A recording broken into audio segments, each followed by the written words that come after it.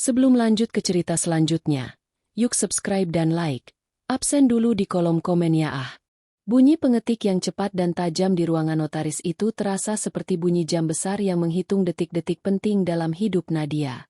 Di hadapannya, tumpukan dokumen tebal berisi perjanjian jual beli dan akta penyerahan hak sudah menanti tanda tangan terakhirnya.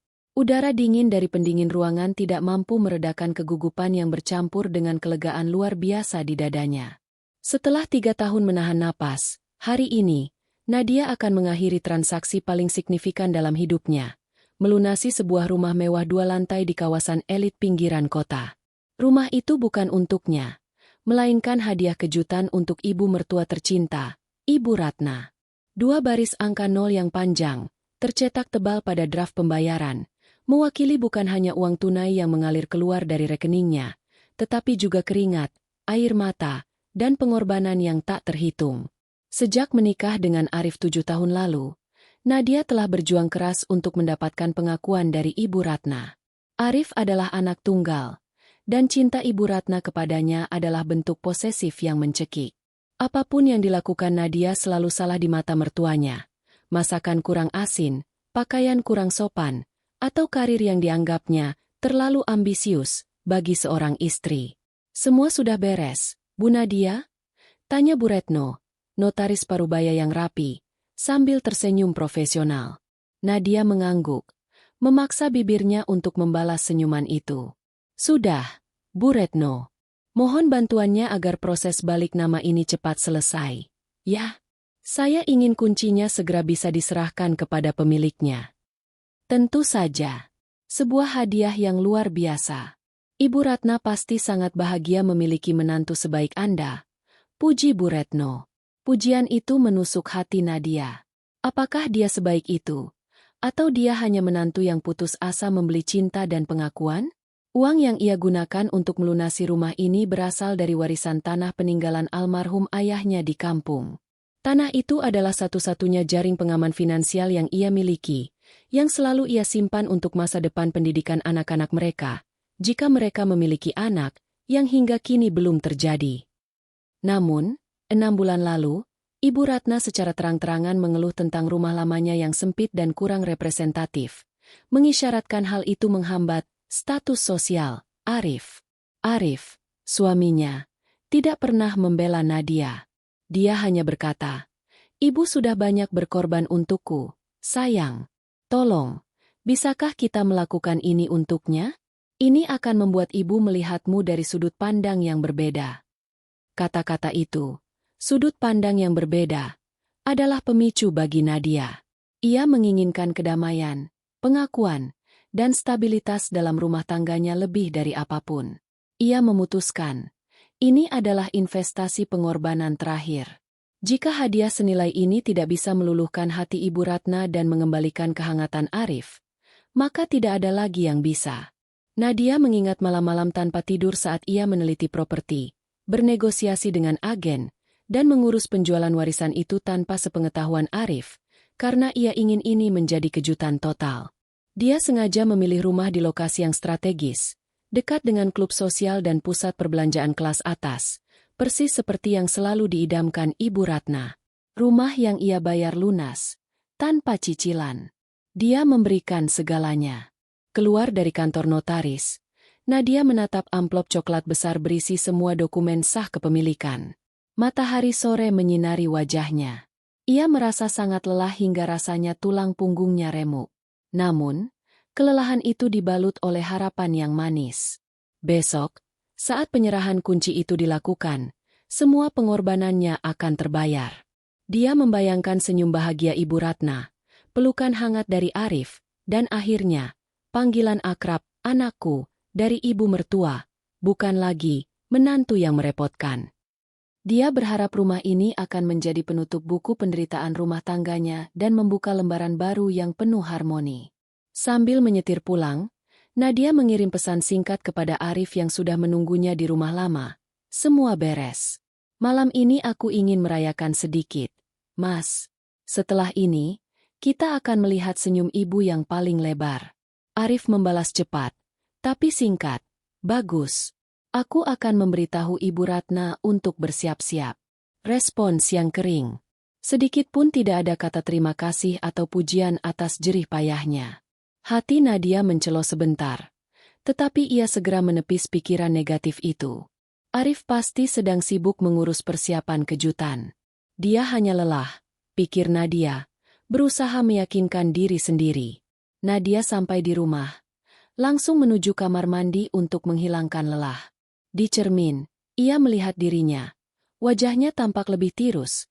Lingkaran hitam di bawah mata mengkhianati jam tidurnya yang berkurang drastis selama 6 bulan terakhir. Tetapi, ada kilatan tekad yang keras di matanya. Dia telah melakukan yang terbaik, yang terbesar, dan yang terakhir. Malam itu, saat Arif sedang menelepon seseorang di teras, Nadia memandangi amplop coklat di meja kerjanya sekali lagi. Rumah baru itu sudah atas namanya. Nadia Prameswari. Dia akan segera menyerahkannya. Selamat tinggal, masa lalu yang pahit. Bisiknya pada dirinya sendiri. Selamat datang, kehidupan yang lebih baik.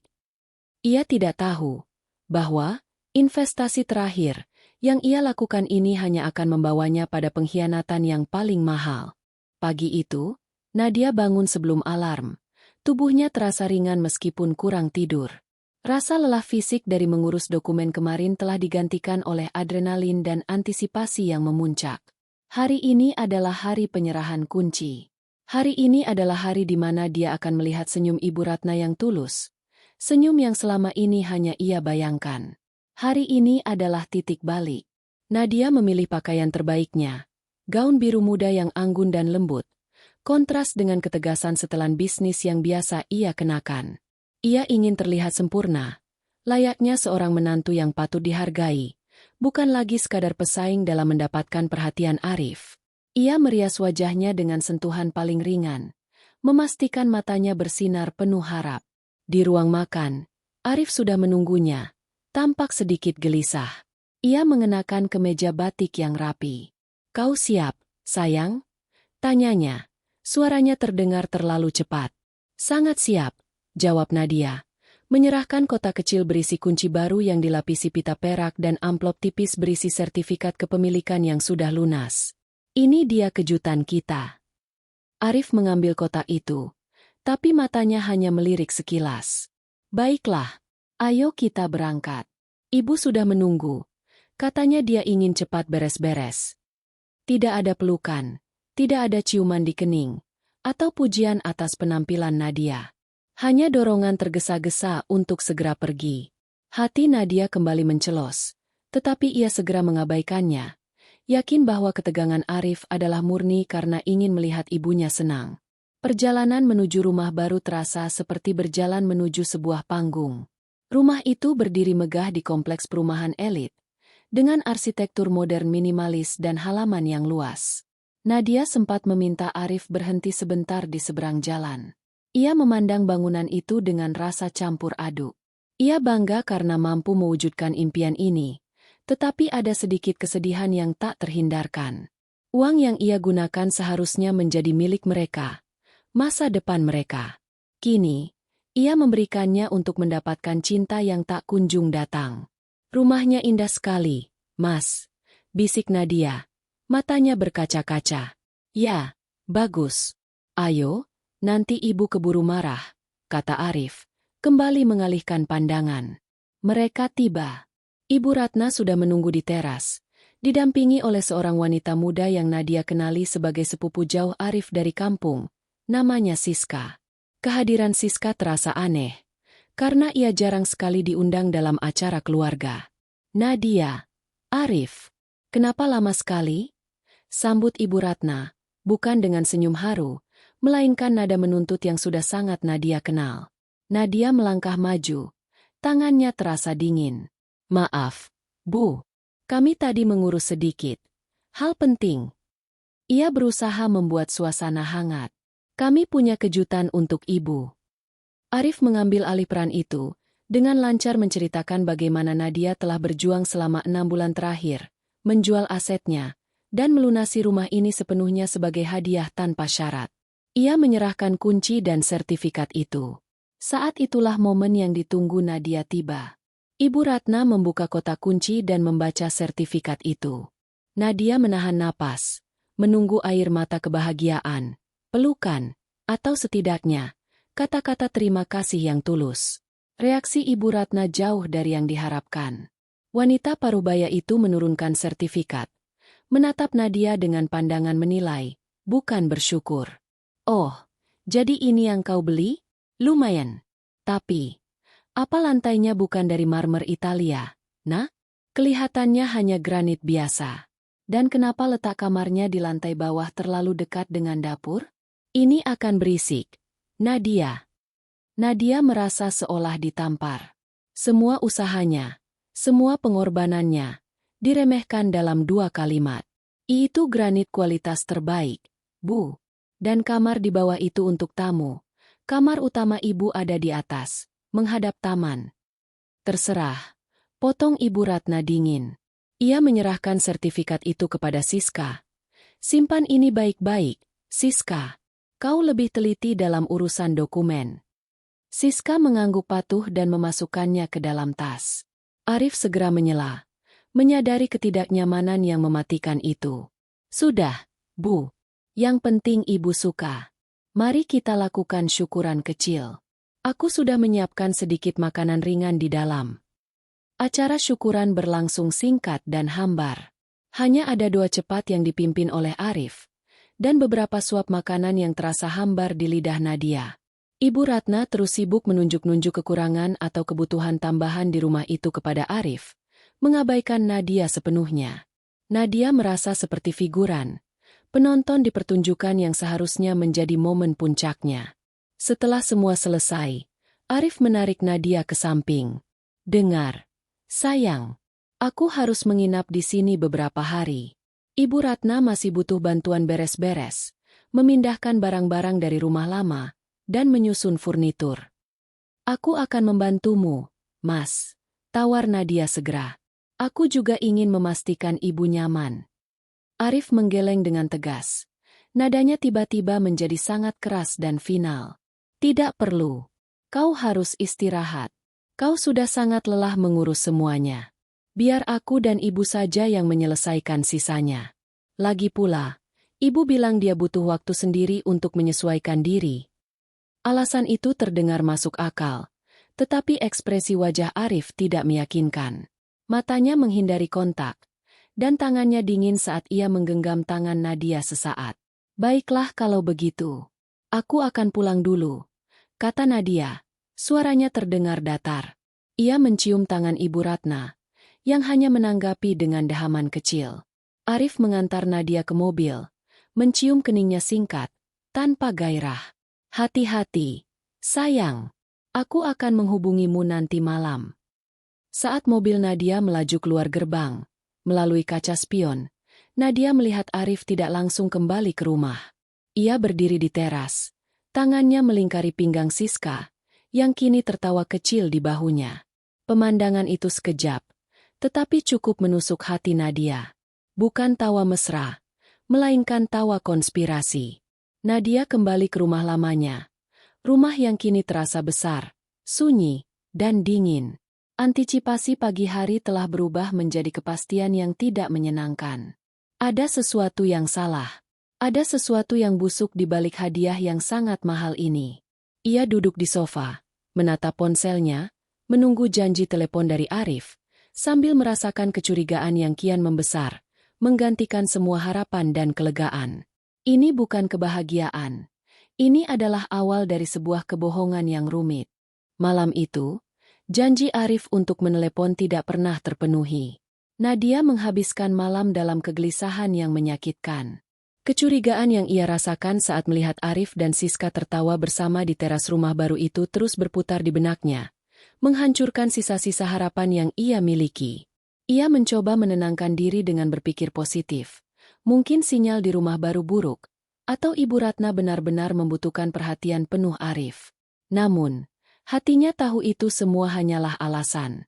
Arif selalu obsesif dengan ponselnya. Tidak ada masalah sinyal yang mampu menghentikannya menghubungi Nadia, kecuali jika dia memang tidak ingin dihubungi. Fajar menyingsing, dan Nadia merasa kosong. Ia tidak tidur. Setelah mandi dan berpakaian rapi untuk pergi ke kantor, ia meraih ponselnya. Tidak ada notifikasi. Tidak ada pesan selamat pagi. Ia mengambil inisiatif. Dengan tangan yang sedikit bergetar, ia mengetik pesan singkat dan mesra kepada suaminya. Pukul 7.15. Nadia. Mas, selamat pagi. Bagaimana kabar ibu? Aku sudah sarapan dan mau berangkat kerja. Kapan aku boleh menyusul ke sana? Aku rindu. Nadia meletakkan ponsel itu di meja, menahan diri untuk tidak memandanginya setiap 5 detik. Ia mencoba fokus pada sarapan, tetapi roti panggang di depannya terasa seperti abu.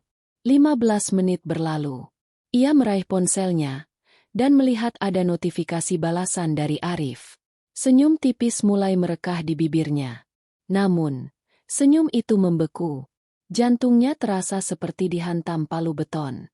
Pesan itu bukan sekadar balasan, melainkan serangkaian kata-kata yang begitu dingin, kejam, dan menghancurkan, seolah diketik oleh orang asing. Pukul 7.30. Arif, tak usah menyusul ke sini. Ibuku tak ingin kau datang. Nadia membaca ulang kalimat yang dicetak tebal dan menggunakan huruf kapital itu. Matanya terpaku pada setiap huruf, seolah menolak untuk percaya. Pesan itu terasa begitu agresif, begitu kejam.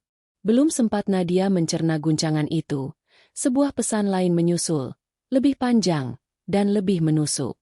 Kali ini, pesan itu tampaknya ditulis oleh Arif, tetapi dengan nada yang penuh kepuasan jahat.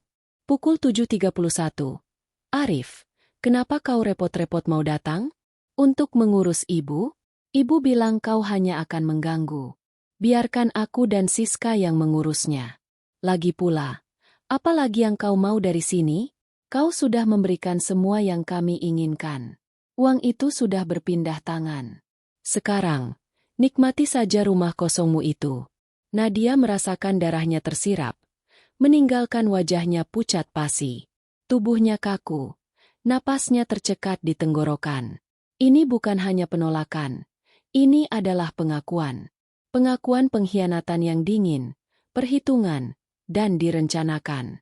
Siska, sepupu jauh itu, ternyata bukan sekadar membantu Ibu Ratna, tetapi juga berbagi peran intim dengan Arif. Dan rumah yang ia beli, rumah yang melambangkan pengorbanan terakhirnya, ternyata adalah harga yang ia bayar untuk dicampakkan. Ia baru menyadari mengapa Ibu Ratna bersikap dingin kemarin. Itu karena mereka sudah mendapatkan segalanya. Tidak ada lagi alasan untuk berpura-pura baik atau bersyukur. Air mata akhirnya tumpah.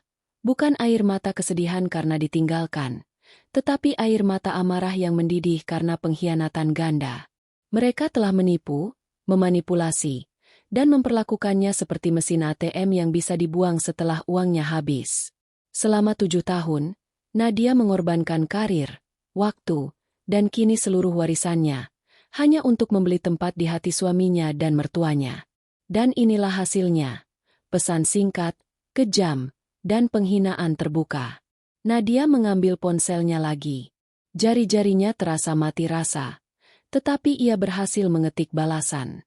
Ia tidak membiarkan emosinya terlihat. Ia tidak akan memberi mereka kepuasan mendengar ratapannya. Pukul 7.35. Nadia, baiklah mas. Hanya 2 kata itu. Singkat, jelas, dan sangat final. Setelah mengirim pesan itu, Nadia segera melakukan 3 hal penting. Mengarsipkan seluruh percakapan mereka, termasuk pesan pengkhianatan itu. Mengubah semua kata sandi rekening bank bersama dan rekening investasinya yang masih tersisa. Memutus akses Arif secara total. Mematikan notifikasi ponsel. Dia tidak ingin mendengar apapun lagi dari mereka. Nadia berdiri, tubuhnya masih gemetar, tetapi langkahnya kini diiringi oleh tekad yang membara. Rasa sakit itu belum hilang, tetapi di atas tumpukan kesedihan, kemarahan telah membangun benteng. Ia adalah seorang wanita karir yang cerdas dan sukses. Ia tahu cara berstrategi. Ia tahu cara bertarung. Di kepalanya, rencana mulai terbentuk, tajam dan terstruktur. Tidak seperti keputusan emosional yang ia buat saat membeli rumah itu. Mereka menginginkan uangnya dan pengusirannya. Mereka akan mendapatkannya. tetapi dengan harga yang jauh lebih mahal daripada granit di lantai rumah baru itu. Jam di dinding menunjukkan pukul 7.45. Nadia hanya punya waktu 15 menit lagi sebelum mencapai batas waktu yang ia tetapkan untuk dirinya sendiri. Ia mengambil kunci mobil dan dompetnya. Tujuannya hari ini bukan kantor. Tujuan pertamanya adalah menemui satu-satunya orang yang bisa membantunya membalas pengkhianatan ini dengan cara yang paling legal dan menyakitkan. Pengacara Bima, seorang spesialis perceraian dan litigasi aset. Tepat pukul 8.30, 1 jam setelah ia membalas. Baiklah Mas. Nadia sudah duduk di lobi kantor Bima, siap menarik pelatuk balas dendamnya yang dingin dan terencana. Permainan baru saja dimulai, dan kali ini, Nadia yang memegang semua kartu. Kantor pengacara Bima Rekan terletak di lantai 23 gedung pencakar langit, menawarkan pemandangan kota yang terhampar luas, kontras dengan kekacauan yang sedang terjadi di hati Nadia. Ruangan tunggu itu didominasi warna abu-abu dan perak, memberikan kesan profesionalisme yang dingin dan tanpa emosi. Itu adalah suasana yang sempurna bagi Nadia saat ini. Ia membutuhkan ketidakpekaan, bukan simpati. Nadia duduk tegak di sofa kulit, memegang tas tangan yang berisi semua bukti pengkhianatan yang ia kumpulkan, ponselnya, dan selembar printout detail finansial yang ia siapkan dalam 15 menit penuh amarah pagi itu. Ia tidak lagi menangis. Air matanya telah mengering, meninggalkan bekas asin yang gatal di pipinya dan menggantinya dengan rasa pahit di tenggorokannya. Jika ia harus hancur, ia akan melakukannya setelah pertempuran usai. Silakan masuk, Bu Nadia. Pak Bima sudah menunggu, ujar seorang sekretaris dengan suara lembut. Nadia melangkah ke ruangan Bima. Pengacara Bima adalah seorang pria paruhbaya yang tenang, dengan reputasi sebagai predator yang etis dalam litigasi aset. Ia adalah pengacara yang dipercaya keluarga Nadia sejak lama. Nadia, saya turut prihatin. Apa yang terjadi? Bima menyambutnya dengan nada yang tulus. Nadia tidak menyia-nyiakan waktu. Ia duduk, membuka tasnya, dan meletakkan ponsel di atas meja Bima. Tolong baca pesan ini, Mas Bima. Semuanya ada di sana. Ini terjadi setelah saya melunasi rumah baru untuk Ibu Ratna kemarin. Bima membaca pesan Arif yang kejam itu. Alisnya terangkat. Matanya menunjukkan kombinasi antara kemarahan profesional dan kejutan pribadi. Demi Tuhan, Nadia, ini manipulasi yang sangat buruk. Kau sudah memberikan semua yang kami inginkan. Dia benar-benar menulis itu. Ya, dia menulis itu. Dan, Siska, adalah sepupu jauh yang kini menemani Ibu Ratna dan Arif di rumah baru itu. Nadia menjelaskan dengan suara yang datar, seperti seorang analis melaporkan data. Bima menarik napas dalam-dalam. Ini bukti yang sangat kuat. Nadia, pengakuan tertulis tentang perselingkuhan dan, yang lebih penting, pengakuan tentang penipuan finansial. Ini sangat menguntungkan di pengadilan agama dan perdata. Nadia mengangguk. Saya tidak hanya ingin cerai, Mas Bima. Saya ingin kembali utuh dan memastikan mereka tidak mendapatkan apa-apa dari saya selain kerugian. Terutama rumah itu. Ia menyerahkan salinan detail kepemilikan rumah yang ia cetak dari dokumen notaris di bab 1. Rumah itu dibeli dengan uang hasil penjualan warisan ayah saya, yang secara hukum adalah harta bawaan saya, bukan harta Gonogini. Saya belum sempat membalikan nama itu ke Ibu Ratna secara resmi. Saat ini, pemiliknya masih saya. Inilah kunci dari rencana Nadia. Saat penyerahan kunci kemarin, ia hanya memberikan salinan sertifikat dan kuncinya, tetapi proses balik nama final di kantor pertanahan belum rampung, atau ia menahan dokumen autentik yang mengikat. Mata Bima bersinar penuh minat. Ini fantastis, Nadia. Ini mengubah permainan. Karena rumah itu dibayar lunas oleh harta bawaan Anda, dan hadiah itu belum tuntas secara hukum, apalagi ada unsur penipuan dan pengkhianatan sebelum serah terima resmi, kita punya dasar untuk menuntut pembatalan hadiah atau setidaknya menuntut pengembalian nilai penuh. Kita akan menggunakan pesan ini sebagai bukti perencanaan pengambil alihan aset Anda. Nadia mengeluarkan daftar yang lebih panjang, berisi aset lain, sahamnya di perusahaan tempatnya bekerja, rekening deposito yang tersisa, dan rincian kecil pinjaman pribadi yang pernah diberikan Arif kepadanya di awal pernikahan, yang selalu ia catat. Ini semua aset saya, Mas Bima. Mohon blokir semua aset gabungan yang mungkin masih ada. Saya sudah mengubah kata sandi rekening bank saya, jadi akses mereka sudah terputus. Bima kagum dengan ketenangan dan kecepatan kliennya. Anda sudah selangkah lebih maju dari saya. Baik.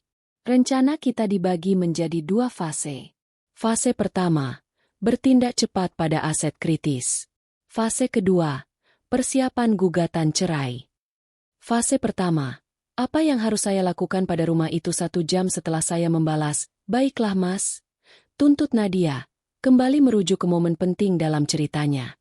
Bima tersenyum dingin.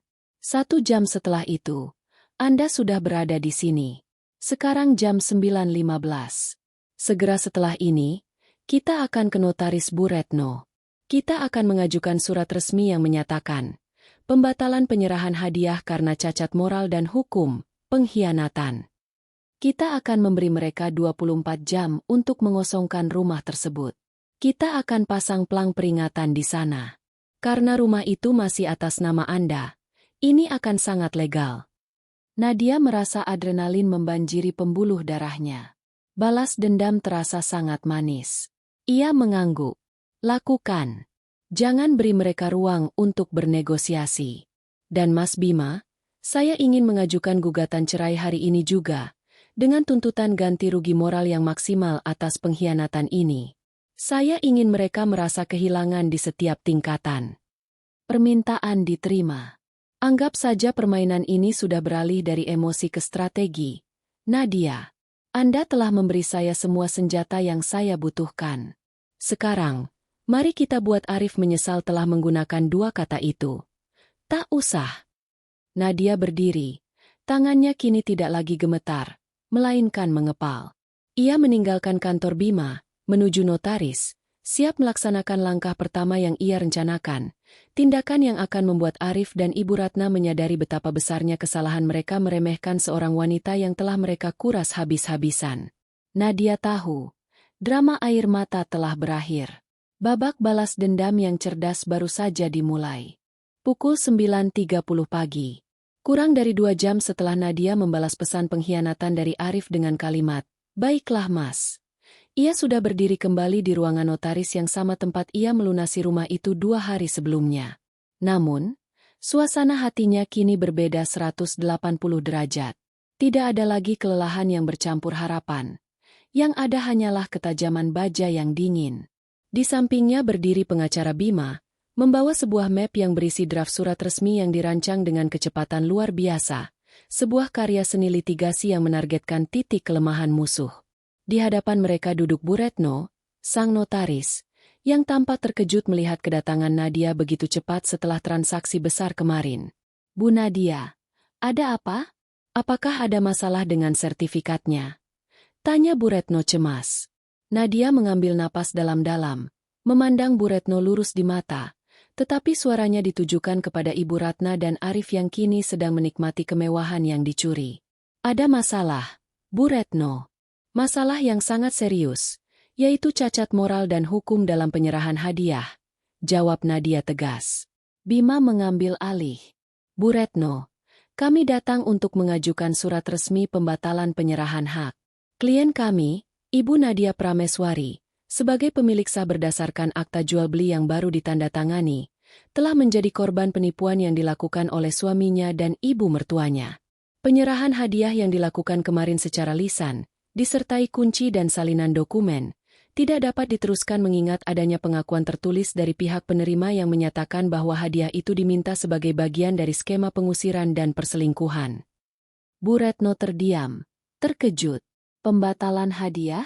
Tapi rumah itu sudah lunas. Nadia meletakkan ponselnya di atas meja, menampilkan tangkapan layar pesan Arif. Pesan kejam itu kini menjadi bukti konkret yang tak terbantahkan. "Tak usah menyusul ke sini. Ibuku tak ingin kau datang." Dan kalimat berikutnya yang meremehkan. Bu Retno membaca pesan itu. Wajahnya yang profesional kini menunjukkan ekspresi jijik. Ia ingat memuji Nadia 2 hari lalu sebagai menantu terbaik. Betapa ironisnya. Karena Ibu Ratna dan Arif secara de facto telah menempati properti yang masih atas nama hukum Ibu Nadia, dan pengkhianatan ini terjadi sebelum proses balik nama ke Ibu Ratna selesai di kantor pertanahan. Kami menuntut pengembalian hak milik secara penuh kepada Ibu Nadia. Jelas Bima, suaranya menusuk. Kami mengajukan surat pemberitahuan pembatalan akta pemberian hadiah dan permintaan pengosongan properti. Bu Retno, sebagai notaris yang menjunjung tinggi integritas, tahu bahwa argumen Bima kuat. Dalam hukum perdata, hadiah dapat dibatalkan jika ada unsur ketidakpantasan atau pengkhianatan besar. Apalagi, secara formal, rumah itu masih milik Nadia. Kami ingin surat ini diserahkan hari ini juga kepada Ibu Ratna di alamat properti tersebut. Perintah Nadia, suaranya kembali dingin. Dan tidak hanya surat, tambah Bima, mengeluarkan selembar kertas besar dari map. Klien kami juga telah memesan pemasangan plang peringatan resmi di pagar depan rumah itu. Tujuannya adalah untuk memberitahu siapapun, termasuk Arif, Ibu Ratna, dan terutama Siska, bahwa properti ini sedang dalam sengketa serius dan harus segera dikosongkan. Nadia menandatangani dokumen pembatalan itu tanpa ragu. Gerakannya cepat dan presisi. Setiap goresan pena terasa seperti tusukan dingin ke hati Arif. Setelah selesai, ia menatap Bu Retno. Saya harap proses hukum ini bisa secepat saat saya membayar lunas rumah itu, Bu Retno. Pukul 11 pagi. Sementara Bima kembali ke kantornya untuk segera mendaftarkan gugatan cerai dan pembagian aset, Nadia menjalankan langkah paling dramatis. Ia tidak mengirim orang suruhan.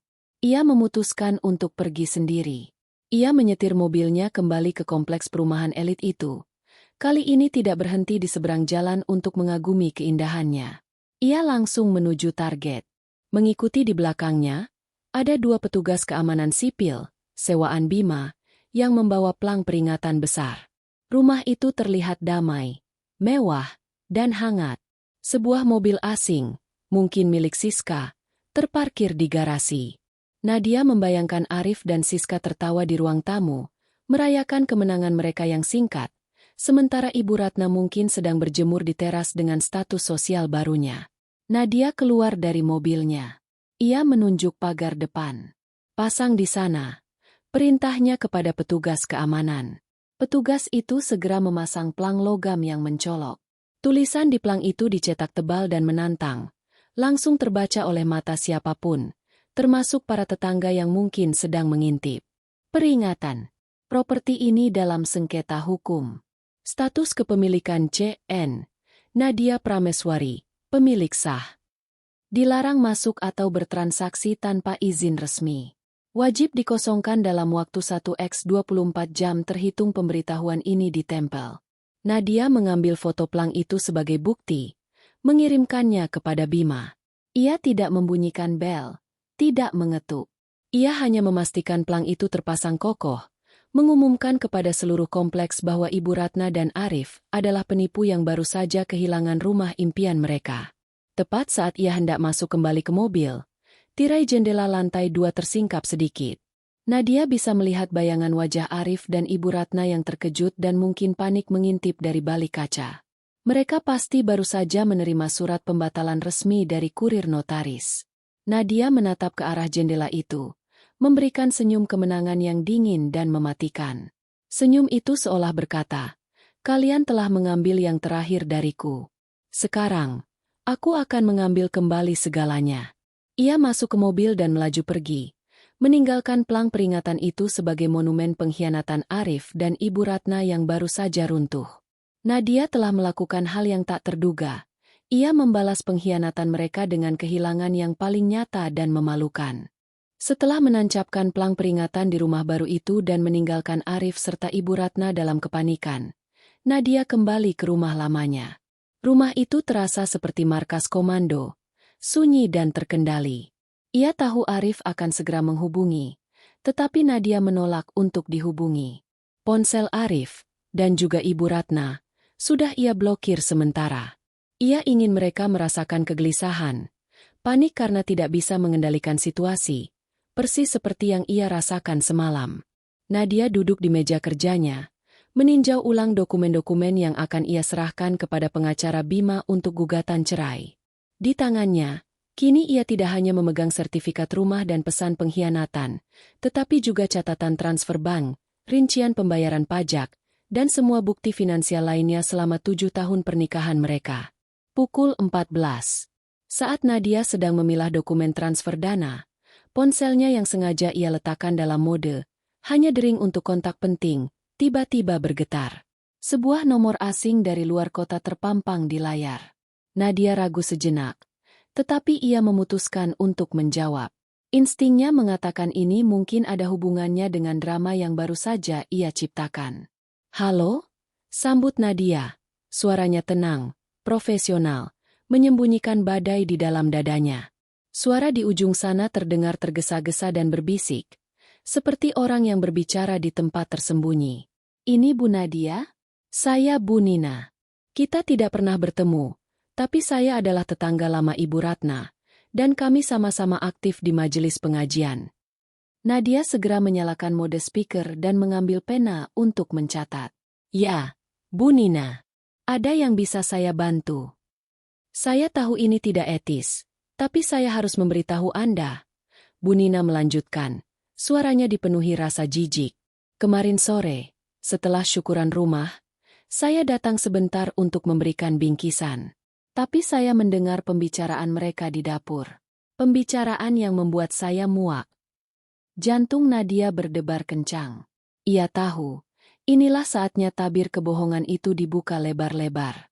"Tolong, ceritakan semuanya, Bu Nina." Bu Nina menceritakan apa yang ia dengar, bahwa Ibu Ratna, Arif, dan Siska sedang merayakan kemenangan mereka, bukan hanya rumah baru itu. Ibu Ratna bilang kepada Arif, "Akhirnya, strategi kita berhasil, Nak. Dia begitu bodoh menjual tanahnya. Kita mendapatkan rumah ini lunas tanpa perlu mengeluarkan sepeser pun." Dan Siska, dia tertawa, mengatakan, "Kasihan Bu Nadia, ia mengira rumah ini akan membeli cinta ibu." Tapi yang lebih kejam, Bu Nadia, adalah rencana jangka panjang mereka. Bu Nina menarik napas pendek. Mereka tidak hanya ingin rumah itu. Ibu Ratna mengatakan, rumah ini hanyalah umpan. Setelah Ibu Nadia terlanjur nyaman dengan status dermawan ini, Arif akan mulai membujuk Anda untuk menginvestasikan saham di perusahaan barunya. Saham itu akan atas nama Arif, dan rencananya, setelah saham itu aman, baru Arif akan menceraikan Anda dengan alasan perbedaan prinsip. Dan ya, Siska akan menggantikan posisi Anda. Nadia mencengkeram pena di tangannya hingga buku-buku jarinya memutih. Ini bukan lagi pengkhianatan yang muncul karena nafsu sesaat atau keegoisan, tetapi konspirasi finansial yang terencana dari hulu ke hilir. Ibu Ratna tidak ingin Nadia ada, tetapi ia ingin aset Nadia. Mereka adalah pasangan penipu yang bekerja sama untuk merampoknya. "Apakah Arif menyebutkan saham atau investasi apapun?" tanya Nadia, suaranya dingin, seolah sedang melakukan interogasi. "Ya, dia menyebutkan saham di perusahaan tambang kecil. Dia bilang, dengan uang hasil penjualan tanah warisan Ibu Nadia, ia bisa menjadi pemegang saham mayoritas. Itu semua adalah rencana Ibu Ratna agar Arif bisa lepas dari belenggu keuangan pernikahan ini." Jelas Bu Nina, terdengar menyesal karena pernah menganggap Ibu Ratna sebagai teman. Nadia berterima kasih kepada Bu Nina, menjamin bahwa semua informasi ini akan sangat berguna. Setelah telepon ditutup, Nadia tidak lagi merasakan kesedihan. Yang ada hanyalah kedisiplinan seorang jenderal yang baru saja menerima intelijen kritis musuh. Pesan Arif yang mengatakan, "Kau sudah memberikan semua yang kami inginkan," kini terasa sangat harfiah. Mereka memang telah merampoknya hingga aset terakhir, tetapi mereka tidak tahu bahwa aset terakhir itu, si rumah, masih dalam kendalinya. Nadia segera menghubungi Bima. "Mas Bima, kita harus bergerak lebih cepat. Saya baru saja menerima informasi bahwa pengkhianatan ini adalah konspirasi keuangan terencana. Mereka menganggap rumah ini hanya umpan untuk mendapatkan saham saya. Kita harus segera mengamankan semua sisa aset pribadi saya dan membatalkan semua kerjasama bisnis yang mungkin melibatkan aset gabungan." Itu memperkuat gugatan kita. Nadia, kita bisa menuntut ini sebagai kerugian material dan tuntutan perdata atas upaya penipuan. Jangan khawatir. Saya sudah mengurus gugatan cerai hari ini. Sekarang, kita fokus pada pemindahan hak saham Anda. Balas Bima, suaranya terdengar puas. Nadia melihat ke jendela. Di luar, hari sudah mulai gelap. Ia tahu, di rumah barunya yang kini terpasang pelang peringatan, Arif dan Ibu Ratna sedang kalut. Mereka pasti sedang berusaha mencari cara untuk membatalkan langkah hukum Nadia. Namun, Nadia sudah lebih maju. Mereka merencanakan pengkhianatan selama 6 bulan. Tetapi Nadia merencanakan pembalasan dalam 1 jam. Dan sekarang, dengan informasi dari Bu Nina, Nadia akan memastikan pukulan telak yang ia siapkan tidak hanya menghantam rumah itu, tetapi juga harga diri, reputasi, dan masa depan Arif. Ia harus menyiapkan langkah kedua, pukulan finansial yang menyakitkan. Keputusan Nadia untuk memasang pelang peringatan di rumah baru itu seperti menjatuhkan bom waktu. Pukul 11.30, setelah kurir notaris menyerahkan surat pembatalan hak hadiah, kekacauan pecah di dalam rumah mewah itu. Arif, dengan wajah memerah menahan marah dan ketakutan, berlari keluar rumah. Ia melihat pelang logam besar yang mencolok itu. Tulisan, peringatan. Properti ini dalam sengketa hukum, terpampang jelas. Ditonton oleh beberapa tetangga baru yang mulai berbisik-bisik dari balik jendela. Wajahnya yang arogan kini dipenuhi rasa malu yang luar biasa. Reputasinya sebagai pengusaha muda yang sukses langsung hancur di mata komunitas barunya. Nadia, dasar wanita gila, teriak Arif, mencoba mencabut pelang itu dengan paksa. Ibu Ratna mengikuti, wajahnya pucat pasi, matanya melotot. Apa-apaan ini, Rif? Bukankah dia bodoh? Bukankah dia sudah memberikan kuncinya? Kenapa dia bisa membatalkan? Ini tidak mungkin. Uang tanah itu sudah menjadi rumah ini. Dia belum sempat membalikan nama. Bu, kita terlalu tergesa-gesa. Kita terlalu cepat mengusirnya. Arif membanting ponselnya di atas meja teras. Ia mencoba menelepon Nadia berkali-kali, tetapi yang ia dapat hanyalah nada sambung yang mati. Ia bahkan mencoba menghubungi nomor rumah lama, tetapi Nadia sudah mencabut sambungannya. Ini semua salah Siska. Kenapa dia tidak memeriksa dulu status sertifikatnya? Seru Ibu Ratna, kini menyalahkan sepupu jauh itu. Siska yang berdiri di belakang mereka, kini tampak ketakutan, bukan lagi menggoda. Saya hanya disuruh menyimpan kuncinya. Bu, mana saya tahu kalau wanita itu punya pengacara secepat ini. Kepanikan menyelimuti mereka. Rumah yang seharusnya menjadi simbol kemenangan dan awal dari kekayaan baru mereka, kini menjadi penjara yang memalukan. Mereka diancam pengosongan dalam 1x24 jam. Sementara itu, Nadia berada di rumah lamanya, menyelesaikan langkah kedua dalam rencana balas dendamnya bersama pengacara Bima. Ia sedang memindahkan semua saham perusahaannya ke rekening investasi pribadi yang sangat terpisah dari akses Arif, mengamankan modal masa depannya. Saat sore hari, Bima mengirimkan draft surel yang sangat dingin dan formal, ditujukan kepada Arif dan disalin kepada Ibu Ratna, yang berfungsi sebagai konfrontasi jarak jauh yang sesungguhnya. Nadia tidak perlu berhadapan muka dengan mereka. Kata-kata hukum Bima jauh lebih menyakitkan daripada teriakan emosional. Dari Kantor Hukum Bima A. Rekan. Kepada TN Arif Pramono dan Ibu Ratna Wulandari. Perihal pemberitahuan gugatan cerai, sengketa harta bawaan, dan pengosongan properti C.N. Nadia Prameswari. Dengan hormat, kami bertindak sebagai kuasa hukum resmi dari klien kami, Ibu Nadia Prameswari. Surat ini berfungsi sebagai pemberitahuan resmi bahwa klien kami telah mendaftarkan gugatan cerai terhadap TN Arif Pramono, dengan tuntutan ganti rugi maksimal atas pengkhianatan dan penipuan terencana. Sehubungan dengan properti di alamat rumah baru, yang dibeli lunas menggunakan harta bawaan klien kami, warisan. Klien kami menyatakan secara resmi pembatalan hadiah atas properti tersebut. Pembatalan ini didasarkan pada bukti pengkhianatan tertulis dari TN Arif Pramono yang secara eksplisit mengakui motivasi penipuan di balik penerimaan hadiah tersebut. Bukti kritis.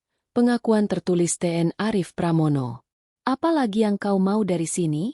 Kau sudah memberikan semua yang kami inginkan. Uang itu sudah berpindah tangan. Sekarang, nikmati saja rumah kosongmu itu.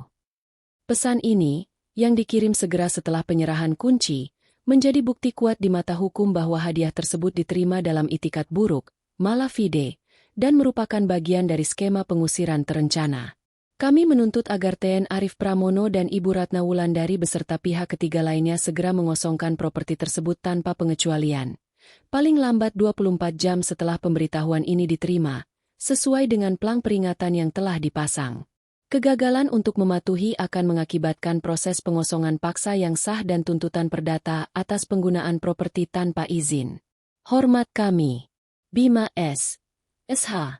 Kuasa hukum Ibu Nadia Prameswari. Saat Arif dan Ibu Ratna menerima surel itu, malam hari sudah tiba, tetapi rumah itu terasa seperti siang yang terik oleh amarah. Mereka membaca kutipan pesan Arif berulang kali. Kata-kata sombong yang ia kirimkan kepada Nadia, kini kembali menghantamnya sebagai peluru bukti yang fatal. Kau benar-benar menulis itu, Rif? Kau mengakui semuanya. Ibu Ratna gemetar, tidak percaya betapa bodohnya putranya sendiri telah menciptakan bukti yang menghancurkan. Aku panik, Bu. Aku pikir dia sudah tak berdaya setelah menjual tanahnya. Arif menjambak rambutnya sendiri, menyadari betapa ia telah meremehkan Nadia. Dia tidak menangis, dia tidak memohon, bisik Ibu Ratna, matanya menatap tajam ke kejauhan. Dia hanya membalas, "Baiklah Mas." Itu bukan kalimat istri yang dicampakkan, Rif. Itu adalah kalimat seorang jenderal yang memberikan izin untuk memulai perang. Mereka mencoba menghubungi kenalan notaris mereka, tetapi semua mengatakan hal yang sama. Argumen Bima kuat. Harta bawaan Nadia, ditambah bukti itikat buruk, membuat gugatan pembatalan itu hampir tidak mungkin dikalahkan. Rumah impian itu kini hanyalah ilusi yang harus mereka tinggalkan. Malam itu, Arif dan Ibu Ratna tidak tidur. Mereka menghabiskan waktu dengan merapikan barang-barang pribadi mereka dalam ketakutan dan kemarahan. Nadia tidak perlu berteriak atau berdebat. Ia hanya menggunakan hukum dan kata-kata suaminya sendiri untuk menciptakan malapetaka bagi mereka. Konfrontasi jarak jauh ini telah berhasil. Arif dan Ibu Ratna telah menyadari bahwa mereka tidak berurusan dengan istri yang rapuh, melainkan dengan lawan yang sangat cerdas. Mereka sudah kalah di babak pertama, dan babak selanjutnya adalah kehilangan semua yang mereka harapkan dari Nadia. Waktu ultimatum 24 jam yang diberikan Nadia melalui pengacara Bima berlalu seperti pasir yang mengalir di sela-sela jari.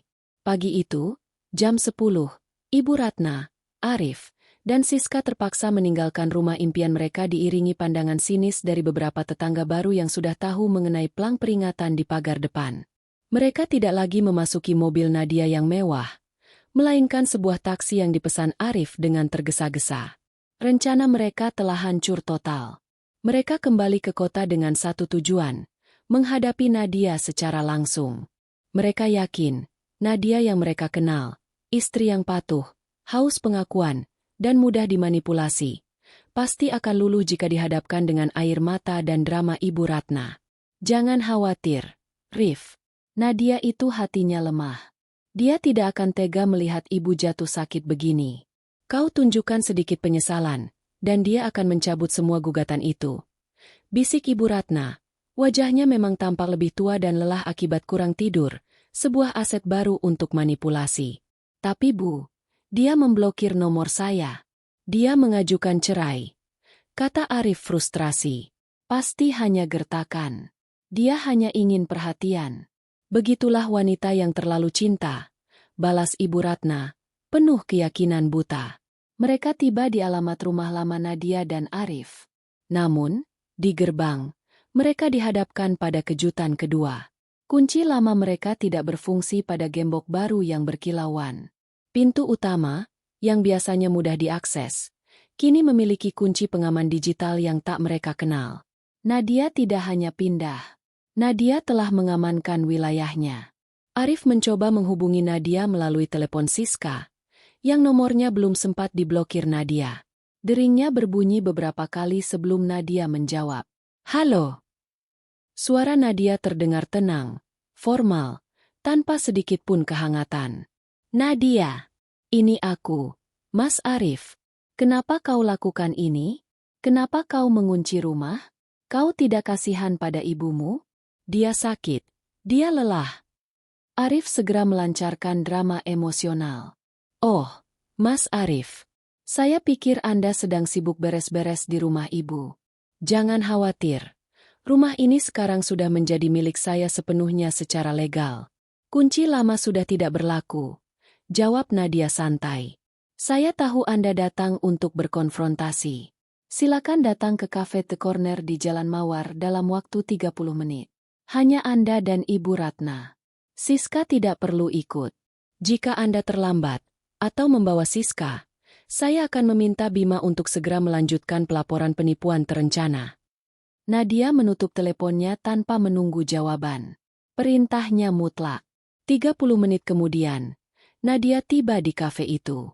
Ia sudah memilih meja di sudut yang tenang, tetapi cukup terbuka sehingga setiap konfrontasi akan disaksikan oleh publik, yang berarti Arif dan Ibu Ratna harus menjaga perilaku mereka. Saat Ibu Ratna dan Arif masuk, Nadia sudah duduk tegak, ditemani segelas iced latte dan sebuah map tipis. Nadia mengenakan blazer yang elegan, rambutnya tergerai rapi, memancarkan aura kemandirian dan kesuksesan yang tak tergoyahkan. Ia terlihat lebih muda dan lebih kuat daripada saat terakhir mereka melihatnya. Nadia, anakku. Ibu Ratna segera berjalan, mencoba meraih tangan Nadia dan memasang wajah sakit. Kau tegas sekali pada ibu. Kenapa kau mengusir ibu dari rumah yang sudah kau berikan? Ibu sakit-sakitan. Nak, jangan begini. Nadia menarik tangannya dengan lembut tetapi tegas. Ibu Ratna, mari kita bicara sebagai dua orang dewasa yang rasional. Tempat ini bukan untuk drama. Saya telah memberikan rumah itu dengan ketulusan. Anda menerimanya dengan skema pengkhianatan. Arif mencoba menyela, memasang ekspresi penyesalan palsu. Sayang, dengarkan aku. Aku minta maaf. Aku hilaf. Siska hanyalah teman lama. Pesan itu, aku menulisnya dalam keadaan emosi. Aku lelah mengurus ibu sendirian. Emosi. Nadia tersenyum. Senyum yang sama sekali tidak mencapai matanya. Pengakuan tertulis bahwa, kau sudah memberikan semua yang kami inginkan. Itu bukan emosi, Mas. Itu adalah pengakuan penipuan. Dan itu akan menjadi bukti kunci di pengadilan. Ibu Ratna terkejut melihat betapa dingin dan bermental bajanya Nadia. Taktik air mata dan sandiwara sakitnya tidak mempan. Nadia membuka mapnya, mengeluarkan 2 lembar dokumen. Satu adalah salinan gugatan cerai, dan yang kedua adalah transkrip singkat dari percakapan telepon Bu Nina. Tolong jelaskan ini, Mas Arif. Bukankah rumah ini hanya umpan untuk mendapatkan saham di perusahaan tambang Anda? Bukankah Ibu Ratna yang menyuruh Anda menceraikan saya setelah semua aset saya berpindah tangan ke Anda? Nadia mencondongkan tubuh ke depan. Matanya menembus Arif. Tolong jangan berbohong lagi. Saya punya kesaksian dan bukti transfer dana yang membuktikan konspirasi ini terencana. Arif dan Ibu Ratna terdiam, terkejut luar biasa. Bagaimana Nadia bisa tahu detail rahasia tentang saham dan rencana jangka panjang mereka? Ibu Ratna menatap tajam ke sekeliling, mencari-cari siapa yang telah membocorkan rencana busuk mereka. Kini, bukan hanya rumah yang hilang. Reputasi, rencana bisnis Arif, dan sisa-sisa kendali mereka atas Nadia telah hancur. Mereka menyadari, Nadia yang telah mereka sepelekan selama 7 tahun terakhir telah berubah menjadi lawan yang tak terduga. Kami tidak perlu bernegosiasi lagi, Mas Arif. Tutup Nadia, mengambil sisa minumannya. Gugatan cerai sudah masuk hari ini. Rumah itu saya ambil kembali sebagai ganti rugi atas kerugian moral dan finansial. Saya hanya ingin satu hal, tanda tangani dokumen ini, dan Anda akan melepaskan semua tuntutan atas harta Gonogini, yang sudah jelas jauh lebih kecil daripada harta bawaan saya. Jika tidak, kita akan bertarung di pengadilan perdata, Dan saya akan memastikan Anda kehilangan lebih dari sekadar rumah. Arif menatap dokumen itu. Wajahnya benar-benar pucat. Ia baru menyadari bahwa kalimat, "Baiklah Mas," itu adalah pengumuman perangnya yang paling mematikan. Nadia telah memenangkan pertempuran ini bahkan sebelum ia mulai. Arif menandatangani dokumen yang disodorkan Nadia di kafe itu. Tangannya gemetar, bukan karena penyesalan, melainkan karena kesadaran yang mengerikan. Ia telah dipermainkan, dan sekarang ia harus membayar. Dokumen itu adalah perjanjian di luar pengadilan yang melepaskan semua haknya atas harta Gonogini dan properti, ditukar dengan janji Nadia tidak akan melanjutkan tuntutan perdata atas penipuan terencana. Bagi Arif, melepaskan sisa-sisa harta mereka lebih baik daripada menghadapi risiko tuntutan hukum yang bisa membuatnya dipenjara dan menghancurkan reputasi bisnisnya secara total. Setelah Nadia pergi, meninggalkan Arif dan Ibu Ratna dalam kehancuran total, mereka kembali ke rumah lama mereka, yang kini terasa seperti bunker yang dingin dan terkunci rapat. "Kita kalah, Bu," bisik Arif. Suaranya parau. "Kita kehilangan segalanya. Rumah itu, uangnya, bahkan dia memutus aksesku ke semua rekening." Ibu Ratna duduk di sofa tua. Wajahnya tampak hancur. "Tidak, Rif. Belum semuanya. Kita masih punya nama baikmu. Kita masih punya rencana saham tambang itu. Kita tidak boleh membatalkannya. Itu satu-satunya jalan keluar kita dari kemiskinan mendadak ini." Ya, investasi di perusahaan tambang kecil itu adalah harapan terakhir Arif. Ia sudah menjanjikan sejumlah dana besar dari hasil penjualan tanah warisan Nadia kepada rekan bisnisnya, Anton, untuk mendapatkan posisi pemegang saham mayoritas. Penandatanganan kontrak investasi dijadwalkan 3 hari dari sekarang. Namun, di waktu yang sama, Nadia sedang duduk di ruang kerjanya, melihat foto rumah baru yang kini ditinggalkan, dan plang peringatan yang masih berdiri tegak di halamannya. Nadia tahu tentang saham itu, berkat Bu Nina, bab 6. Ia tahu rumah itu hanyalah umpan, dan saham adalah tujuan utamanya. Nadia sudah mengamankan semua aset dan saham pribadinya. Tetapi itu belum cukup. Ia harus memastikan Arif tidak akan pernah bisa bangkit dengan modal yang dicuri dari wanita lain. "Mas Bima, saatnya kita melancarkan serangan terakhir," kata Nadia melalui telepon. "Siap. Nadia, apa targetnya?" Targetnya adalah calon investor Arif, terutama Tuan Anton dan rekan-rekannya di proyek tambang. "Tolong kirimkan surel yang sangat formal, bukan dari kantor hukum Anda, tetapi dari notaris Bu Retno. Tujuannya adalah untuk menciptakan keraguan yang fatal." Isi surel balasan pukulan telak. Strategi Nadia. Nadia tidak meminta Bima untuk menuduh Arif sebagai penipu secara langsung. Ia meminta notaris hanya mengirimkan surel kepada Anton dan rekan-rekan bisnis Arif dengan perihal yang sangat spesifik. Pemberitahuan penting mengenai sengketa aset dan harta bawaan yang mempengaruhi kemampuan finansial TN Arif Pramono. Isi surel itu hanya memuat 2 hal faktual. Salinan pemberitahuan resmi pemasangan plang peringatan di alamat rumah baru, menunjukkan rumah itu sedang dalam sengketa hukum dan pengosongan paksa karena klaim penipuan. Kutipan dari pesan Arif, "Kau sudah memberikan semua yang kami inginkan. Uang itu sudah berpindah tangan." Ditempelkan sebagai bukti yang akan diajukan ke pengadilan. Tidak ada kata-kata kotor. Hanya fakta, hukum, dan pengakuan tertulis Arif. Pukul 15. Surel itu dikirimkan. Dalam dunia bisnis, tidak ada yang lebih cepat menyebar selain berita buruk yang melibatkan uang. 3 jam kemudian, ponsel Arif berdering. Itu adalah Anton, rekan bisnisnya. Nada suara Anton dingin, marah, dan penuh kecurigaan. "Arif, apa-apaan ini? Saya baru saja menerima surel dari notaris Anda. Anda bilang Anda sudah melunasi rumah itu dengan aset Anda sendiri. Kenapa ada plang peringatan sengketa hukum di sana? Dan apa maksudnya, pengakuan tertulis, soal uang yang sudah berpindah tangan?" Arif panik. Ia tidak menyangka Nadia akan menyerang di ranah bisnis. "Ton, tenang. Itu hanya masalah keluarga. Istri saya hanya emosi karena saya minta cerai. Uang itu tetap ada. Ton, saya bisa." Uang itu hasil penjualan warisan istri Anda, kan? Dan istri Anda mengklaim bahwa uang itu diambil sebagai bagian dari skema penipuan dan perselingkuhan.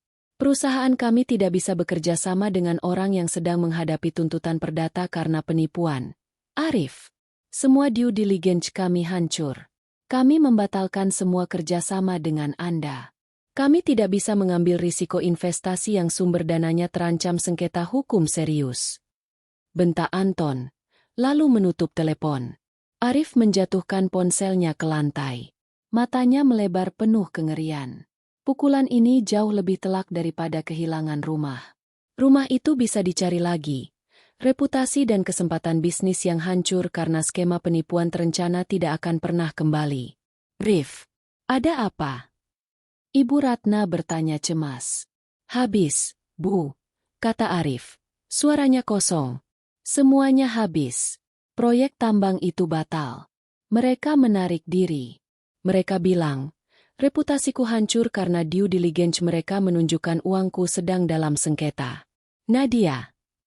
Arif menatap keluar jendela, memandang kota yang kini tampak mengadilinya. Ia menyadari sepenuhnya kebenaran yang kejam. Nadia tidak hanya mengambil kembali yang menjadi miliknya.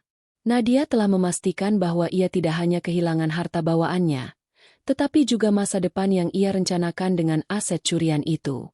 Nadia, wanita yang ia sebut bodoh dan tidak berdaya, telah membalas pengkhianatan 7 tahun dengan strategi 3 hari yang sempurna. Di rumah lamanya, Nadia menutup laptopnya. Ia tidak merayakan kemenangan, tetapi merasakan kelegaan yang luar biasa. Ia kini benar-benar utuh dan mandiri. Investasi pengorbanan terakhirnya tidak sia-sia. Itu memberinya harga diri dan pelajaran, bahwa pembalasan yang paling elegan adalah pembalasan yang dilakukan dengan kecerdasan, bukan emosi. Pagi berikutnya, Bima mengirimkan pesan singkat. Hakim telah mengabulkan percepatan sidang cerai karena bukti yang diserahkan sudah sangat kuat. Nadia Prameswari kini resmi bebas. Ia berdiri, melihat dirinya di cermin, dan untuk pertama kalinya dalam 7 tahun, ia tidak lagi melihat menantu yang putus asa membeli cinta. Ia melihat dirinya, seorang wanita mandiri, cerdas, dan kuat yang telah mendapatkan kembali segalanya. Beberapa bulan kemudian, gugatan cerai Nadia Prameswari terhadap Arif Pramono diputus di pengadilan tanpa perdebatan panjang. Bukti yang diserahkan Nadia, terutama pesan pengakuan tertulis Arif dan kesaksian dari Bu Nina, begitu kuat sehingga hakim hanya memerlukan waktu singkat untuk memutuskan. Perjanjian pralitigasi yang ditandatangani Arif di kafe, bab 8, di mana ia melepaskan tuntutan atas harta Gonogini, semakin mempercepat proses. Nadia keluar dari gedung pengadilan dengan langkah ringan, ditemani pengacara Bima yang kini tersenyum puas.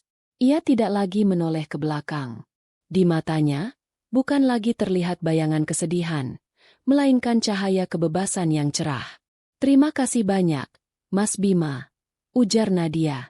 Anda telah mengembalikan tidak hanya aset saya, tetapi juga kepercayaan diri saya. Bima mengangguk. Anda yang patut diacungi jempol, Nadia. Kecepatan dan ketenangan Anda dalam merespons pengkhianatan itu adalah kunci. Anda telah membuktikan bahwa wanita yang terkhianati bukanlah korban, melainkan seorang ahli strategi. Pasca perceraian, kehidupan Nadia berubah total. Ia mengambil kembali rumah lama mereka, yang ia upgrade dan kini ia tata ulang untuk merefleksikan selera dan kemandiriannya sendiri. Rumah baru yang sempat ia berikan kepada Ibu Ratna telah ia jual kembali dengan harga yang lebih tinggi, karena lokasinya yang strategis, dan keuntungan dari penjualan itu ia masukkan ke dalam rekening investasi utamanya. Sementara itu, nasib Arif dan Ibu Ratna jauh berbeda. Proyek tambang yang menjadi harapan mereka batal total, dan reputasi Arif sebagai pengusaha yang tidak bisa dipercaya menyebar di lingkaran bisnisnya. Mereka terpaksa menjual sedikit aset yang tersisa, yang merupakan harta Gonogini yang kecil, dan Ibu Ratna harus kembali menempati rumah lamanya yang sederhana, rumah yang bahkan dulu ia anggap terlalu rendah status. Siska, yang mengetahui bahwa Arif kini bangkrut dan menghadapi prospek masa depan yang gelap, segera meninggalkan Arif. Nadia mendengar kabar ini dari Bu Nina, yang kini menjadi rekan kerjanya di acara amal. Nadia hanya mendengarkan dengan tenang, tanpa rasa senang yang berlebihan, tetapi dengan rasa keadilan yang terpenuhi. Nadia menggunakan modal yang ia amankan dan keuntungan dari penjualan rumah untuk mendirikan perusahaan konsultan finansial independen. Ia sudah lama memiliki ambisi ini, tetapi selalu terhalang oleh permintaan Arif dan Ibu Ratna untuk fokus pada rumah tangga. Kini, ia menjadi bos bagi dirinya sendiri. Ia bekerja dengan semangat baru, menggunakan ketajaman analitis yang sama yang ia gunakan untuk menghancurkan pernikahan dan konspirasi busuk itu, untuk membangun kekayaan dan karir yang solid. 4 tahun kemudian, Nadia berdiri di panggung sebuah forum entrepreneur besar, memberikan pidato inspiratif tentang kemandirian finansial bagi wanita. Ia menceritakan kisahnya, tanpa menyebut nama, tentang bagaimana sebuah pengkhianatan telah mengajarkannya bahwa investasi terbesar seorang wanita adalah pada kecerdasan dan kemandiriannya sendiri. Saya pernah berpikir bahwa pengorbanan adalah kunci kebahagiaan. Saya menjual satu-satunya jaring pengaman finansial saya untuk membeli cinta dan pengakuan. Dan yang saya dapatkan adalah pesan singkat paling kejam, katanya, tersenyum ke arah ribuan penonton. Saya membalas, "Baiklah Mas. Bukan karena saya menyerah, tetapi karena saya sedang menyusun strategi." 1 jam setelah itu, saya mulai membongkar seluruh skema mereka dengan senjata yang paling bersih dan legal, hukum. Balas dendam terbaik bukanlah drama air mata, tetapi kemenangan yang tenang dan terencana. Balas dendam terbaik adalah ketika Anda menggunakan sisa-sisa kehancuran itu sebagai fondasi untuk membangun kekaisaran Anda sendiri. Setelah pidato, Nadia meninggalkan gedung itu dan masuk ke mobilnya yang elegan. Di kursi penumpang, ia melihat sebuah pesan dari Bima, pengacaranya, yang kini menjadi teman baik dan penasihat dewan di perusahaannya. "Bima, acara Anda sukses besar, Nadia. Omong-omong, saya mendengar kabar dari pengadilan. Ibu Ratna dan Arif sedang menghadapi masalah serius dengan hutang.